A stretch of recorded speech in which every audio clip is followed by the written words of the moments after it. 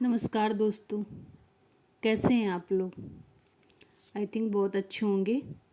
तो आप सबका स्वागत है study with Sonam YouTube channel में। देखिए, आज से हिंदी की सीरीज़ शुरू करने जा रहे हैं। तो आज से हम हिंदी की पूरी क्लास पढ़ाएंगे। पहला अध्याय बिल्कुल बेसिक से पढ़ाएंगे ताकि आगे का जो हर टॉपिक होगा आपको आसानी से समझ में आए। तो पहले हम आज हिंदी का बेसिक क्लियर करेंगे आपका, ताकि आपको कोई भी प्रॉब्लम ना हो। ठीक है, तो आज हम स्टार्ट करेंगे। पहले बेसिक से पूरी क्लास लेंगे, फिर जो हमने सीरीज़ शुरू की है तो फिर पूरी क्लास सीरीज को अच्छे से कंप्लीट करेंगे।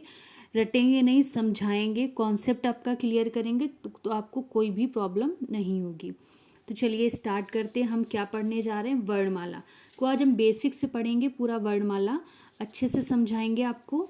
ठीक है, हिंदी में हम क्या पढ़ेंगे, वर्णमाला। इसका कौन सा अध्याय है, अध्याय 1। अध्याय 1 हम स्टार्ट करने जा रहे हैं वर्णमाला का। तो देखिए, सबसे पहले हम वर्णमाला पढ़ेंगे तो वर्णमाला की परिभाषा पढ़ेंगे। क्या पढ़ेंगे, वर्णमाला की परिभाषा क्या है। वर्णों के व्यवस्थित समूह को, यानी कि वर्णमाला की जब हम पढ़ रहे हैं तो वर्णमाला की परिभाषा के बारे में भी हमको पता होना चाहिए। तो वर्णों के व्यवस्थित समूह को वर्णमाला कहते हैं। मित्र, वर्णों के व्यवस्थित समूह को हम क्या कहते हैं, वर्णमाला कहते हैं। ठीक है, हमने इतना तो समझ लिया, लेकिन वर्ण क्या होता है, पहले हमारा ये तो कॉन्सेप्ट क्लियर होना चाहिए कि वर्ण क्या होता है। क्योंकि हम परिभाषा पढ़ रहे हैं तो हमें एक एक वर्ण का, एक एक शब्द का, एक एक अक्षर का अर्थ पता होना चाहिए मित्र, तभी हम हिंदी को अच्छे से समझ पाएंगे। ठीक है, हमें रटना नहीं है, हमें समझना है, हमें अपना कॉन्सेप्ट क्लियर करना है। ठीक है, तो हम वर्ण में आपको अंतर बताएंगे क्या है, तो अक्षर और वर्ण में क्या अंतर है ये भी आपको अच्छे से समझाएंगे। देखिए, अक्षर क्या है, जो ध्वनि मुख से निकलकर आकाश में व्याप्त हो जाती। कहाँ व्याप्त हो जाती, आकाश में व्याप्त हो जाती, यही अक्षर है। यानी कि ध्वनि से मुख से निकलती है और आकाश में व्याप्त हो जाती है, यही क्या है, अक्षर है। तो आपको आई थिंक समझ में आ गया होगी। अक्षर और वर्ण, अक्षर की परिभाषा हमने आपको समझा दी मित्र, कि ध्वनि जो है मुख से निकलती है, आकाश में व्याप्त हो जाती है, यही क्या है, अक्षर है। ठीक, जिसका विनाश ना किया जा सके, यानी कि जिसका विनाश नहीं हो सकता, उसे हम अक्षर कहते हैं। ठीक है, इतना आपको समझ में आ गया होगा। अब हम वर्ण की बात करते हैं। वर्ण क्या है, मुख से निकली ध्वनि, मुख से जो ध्वनि निकलेगी को लिखित रूप देना। देखिए, अभी हमने अक्षर बताया, ध्वनि मुख से निकलकर आकाश में व्याप्त हो जाती है, लेकिन वर्ण क्या है मित्र, मुख से निकली ध्वनि को लिखित रूप देना। यानी कौन सा रूप देना, लिखित रूप देना ही क्या कहलाता है, वर्ण कहलाता है। यानी लिखित रूप देना ही क्या कहलाता है, वर्ण कहलाता है। आई थिंक आपको इतना अच्छे से समझ में आ गया होगा। अक्षर और वर्ण में आपने डिफरेंस समझ लिया होगा। अब हम स्टार्ट करते हैं कि भाषा की सबसे छोटी लिखित इकाई क्या है। तो क्या है सबसे छोटी लिखित इकाई, वर्ण। क्या है, वर्ण है हमारी भाषा की। ठीक है, और भाषा की सबसे छोटी मौखिक इकाई क्या है, ध्वनि। आपको लिखित इकाई में भी पता चल गया कौन सी है मित्र, वर्ण है, और छोटी कौन सी है, मौखिक कौन सी है, ध्वनि। आपको इसमें कोई समस्या नहीं होगी, इतना आपको अच्छे से समझ में आ गया होगा। चलिए अब स्टार्ट करते हैं। बेसिक इतना हमने आपको अच्छे से समझा दिया है। अब कुल वर्ण की बात करते हैं। तो कुल वर्ण कितने हमारे, 52 है मित्र। कितने हैं वर्ण हमारे, 52। 52 को हम कैसे करेंगे, 11 हमारे क्या होते हैं, स्वर होते हैं। 33 क्या होते हैं, हमारे व्यंजन होते हैं। 2 अयोगवाह होते हैं। 4 क्या होते हैं, संयुक्त व्यंजन होते हैं। और 2 क्या होते हैं, उत्क्षिप्त व्यंजन होते हैं। तो मित्र इतना समझ में आया, कितने वर्ण होते हैं, 52। 11 क्या होते हैं हमारे स्वर। 33 क्या होते हैं हमारे व्यंजन। 2 अयोगवाह होते हैं। 4 संयुक्त व्यंजन होते हैं और 2 उत्क्षिप्त व्यंजन। ये हमारे हिंदी में कितने वर्ण होते हैं, 52 वर्ण होते हैं। अब देखिए, कुछ लोग कहेंगे 13 होते हैं, कुछ लोग कहेंगे 11 होते हैं। हम आपको पूरी हिंदी जब बेसिक से समझाएंगे तो आपको कोई भी समस्या नहीं होगी मित्र। हम अच्छे से आपको पूरी क्लास को समझाएंगे, बेसिक भी आपका क्लियर होगा, सारे ट्रिक के माध्यम से अभी आपको पढ़ाएंगे। तो आप पहले बेसिक क्लियर करिए, अपना कॉन्सेप्ट क्लियर करिए, फिर आपको अच्छे से समझ में आ जाएगा। तो देखिए स्वर कौन सा है, छोटा, दीर्घ बड़ा, छोटी, दीर्घ बड़ी, छोटाऊ, दीर्घ बड़ाऊ, ऋषि, ऐ, दीर्घ ऐ, ओ, औ। ये हमारे क्या होते, स्वर होते हैं। तो स्वर कितने होते, 11 होते, हमने आपको समझाया मित्र। अब देखिए व्यंजन क्या है, व्यंजन कौन कौन से होते हैं, तो का खा गंग घा अंगा, चा छा जा जा इया, चा छा जा जा क्या होता है, इया होता है, ठीक है। टा ठा डाडा अड़ा, ता था दादा ना होता है, और पा फा बा माँ होता है, या रा ला वा, और आपका क्या होता है, सा शा हा होता है। तो ये आपके क्या है, व्यंजन है मित्र, ये आपके व्यंजन है। आई थिंक इतना आपको समझ में आ गया होगा। अब हम बात करते, दो हमारे अयोगवा थे। तो अयोगवा कितने, अंग और आहा, इसको क्या बोलेंगे, अंग और आहा।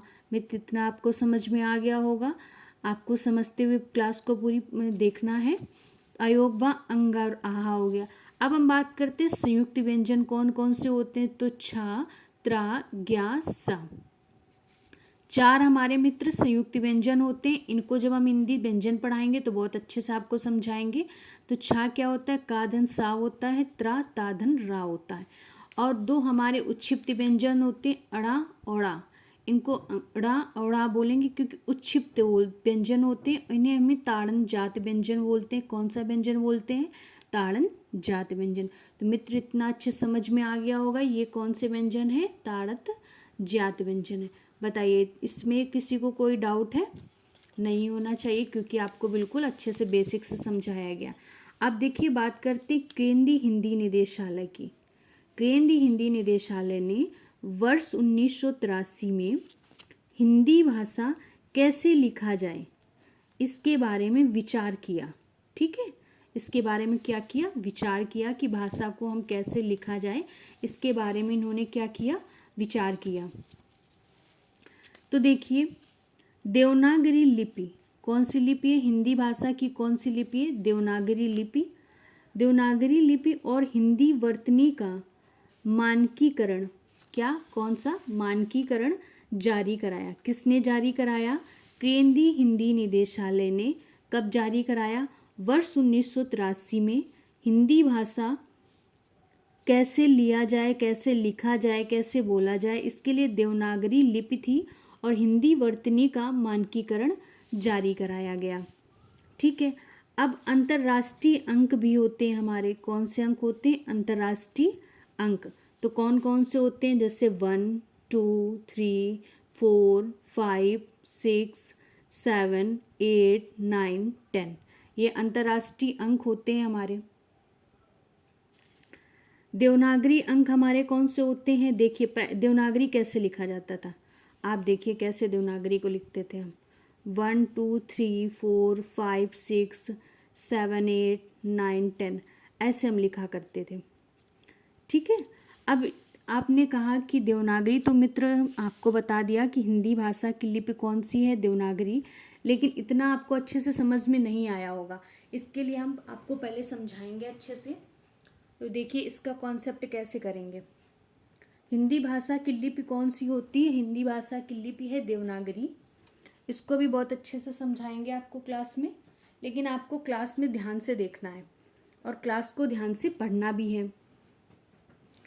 तो हिंदी लिपि क्या होता है, किसी भाषा का लिखने का जो तरीका होता है उससे हम क्या कहते हैं, लिपि कहते हैं। किसी भाषा को जब हम लिखते हैं तो उसका क्या होता है, लिखने का जो तरीका होता है उससे हम क्या कहते हैं, लिपि कहते हैं, ठीक है। इतना आपको अच्छे समझ में आ गया होगा। देखिए हिंदी भाषा की लिपि कौन सी है हमारी, देवनागरी लिपि है, ठीक। अब देखिए हमारे यहाँ कोई राष्ट्रभाषा नहीं है, हमारे यहाँ कोई राष्ट्रभाषा नहीं है। हमारे यहाँ क्या है, राजभाषा है। हमारे यहाँ क्या है मित्र, राजभाषा है। हमारी कोई राष्ट्रभाषा नहीं है, हमारी मित्र क्या है, राजभाषा है। अब हमने इतना बेसिक से समझ लिया मित्र, आपको इतना अच्छे से समझ में आ गया होगा। हमने पूरा आपको वर्णमाला को अध्याय जब शुरू किया, बेसिक सीरीज से स्टार्ट किया, तो हमने आपको बेसिक पूरा अच्छे से समझा दिया है।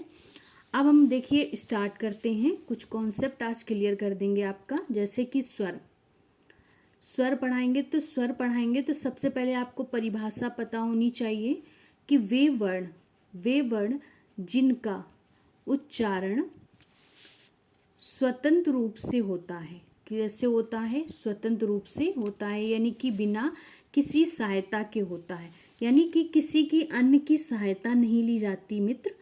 तो यह क्या होता है, परिभाषा क्या होती कि वे वर्ण जिनका उच्चारण स्वतंत्र रूप से होता है उन्हें हम क्या कहते हैं, स्वर कहते हैं। क्या कहते हैं, स्वर कहते हैं। ठीक, इतना आपको अच्छे से समझ में आ गया होगा। अब स्वर कौन से होते हैं, तो छोटा हो गया, छोटी हो गया और छोटा आदि और भी होते हैं, लेकिन आपको इतना मित्र अभी ये समझना है क्लास में, क्योंकि आज आपका बेसिक का डे है, डे 1 है, अध्याय 1 चल रहा है, तो आपको पहले बेसिक क्लियर होना जरूरी होता है। ठीक है, अब हम बात करते हैं व्यंजन की। तो व्यंजन क्या होते हैं कि वे वर्ण जो स्वतंत्र रूप से बोले नहीं जा सकते, इनको किसी न किसी की क्या होती है, सहायता की जरूरत होती है, उन्हें हम क्या बोलते हैं, व्यंजन। इन्हें किसकी सहायता, किसी की सहायता चाहिए होती है, ये अकेले नहीं होते, इन्हें किसी की सहायता की जरूरत होती है। तो किसकी जरूरत होती है, स्वरों की जरूरत होती है, यानी स्वरों की सहायता से उच्चारित किए जाते हैं। तो आई थिंक मित्र इतना आपको समझ में आ गया होगा। तो वे वर्ण जो स्वतंत्र रूप से बोले नहीं जाते, उनको किसी की सहायता की जरूरत होती है। तो कौन सी, का, खा, गा। ये देखिए का जैसे हमने लिखा, तो का में आ होता है, का में छोटा आ। देखिए आपका होगा, कोई भी व्यंजन होगा तो उसमें छोटा आ जरूर होता है। देखिए हमने आपको बेसिक से समझा दिया, तो स्वर भी समझा दिए मित्र कि स्वर जो होते हैं तो बिना किसी सहायता के बोले जाते हैं। व्यंजन होते हैं, इन्हें सहायता की जरूरत पड़ती है। कौन कौन से व्यंजन होते हैं, अब देखिए देवनागरी लिपि, आपके मित्र दिमाग में एक क्वेश्चन जरूर आना चाहिए कि देवनागरी लिपि बताया मतलब ये क्यों। अच्छा ये बताइए, इंग्लिश की लिपि कौन सी है, इंग्लिश भाषा, अंग्रेजी भाषा की लिपि कौन सी है, हिंदी भाषा की लिपि कौन सी है, किस भाषा में लिखा जाता है, तो ये देवनागरी भाषा में लिखी जाती है। और देवनागरी भाषा पहले कैसे लिखी जाती थी ये आपने अच्छे से देख लिया होगा। आपको डिफरेंस अंतर्राष्ट्रीय अंक में और आपको डिफरेंस इसमें भी अच्छे से पता चल गया होगा। अब देखिए लिपि हमने आपको बताया था, किसी भाषा को लिखने का तरीका ही लिपि कहलाता है हमारा।